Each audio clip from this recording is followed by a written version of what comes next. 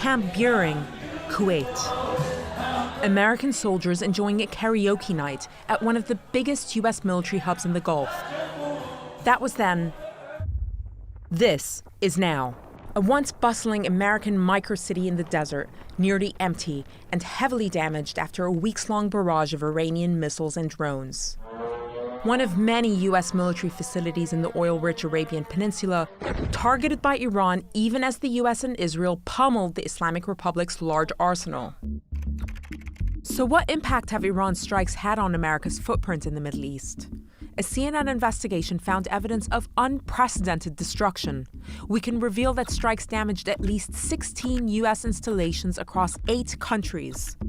According to our analysis and sourcing, that's the majority of American military positions in the region, and some of them are virtually unusable now. A US source familiar with the situation told us that they'd never seen anything like this at American bases, that these were rapid, targeted strikes using advanced technology. Iran's main targets?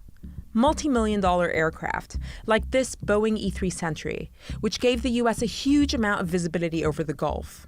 It's out of production, and in today's money, it's worth nearly $500 million. Critical communications equipment. Look at these giant golf balls. They're known as radomes, and they protect satellite dishes vital for data transmission. In this base alone, Iran destroyed all but one of the radomes less than a month into the war. And crucially, radar systems. Highly sophisticated, expensive, difficult to replace, and critical to air defense. A second US source, this one a congressional aide familiar with damage assessments, described these as the most cost-effective of the targets. Our radar systems, they said, are our most expensive and our most limited resource in the region. For US allies in the region, there's a dilemma. In some ways, Iran's show of force makes the US's presence in the region even more necessary to Gulf security. But there's a new reality here, which is that US military installations, previously seen as formidable fortresses, have turned into sitting targets. As a Saudi source told me, the war has shown Saudi Arabia, that's the US's longest-standing Arab ally, that the alliance with the US cannot be exclusive, and it is not, in their words, impregnable.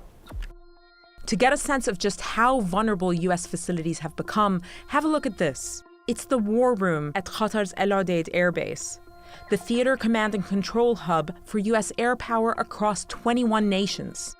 Struck not just once, but twice.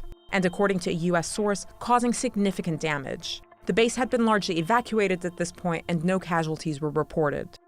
Iran's visibility over its targets has never been clearer. In 2024, according to the Financial Times, Tehran secretly acquired a Chinese satellite, known as the TEE-01B, a massive upgrade from its own satellites. That means that Tehran went from looking at images of this quality to this. This is the first time America has fought an adversary with satellites that capture high-res imagery, almost as detailed as its own.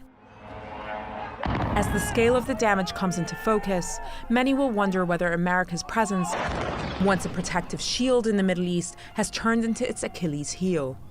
Tmara, Qblaowi, CNN, London.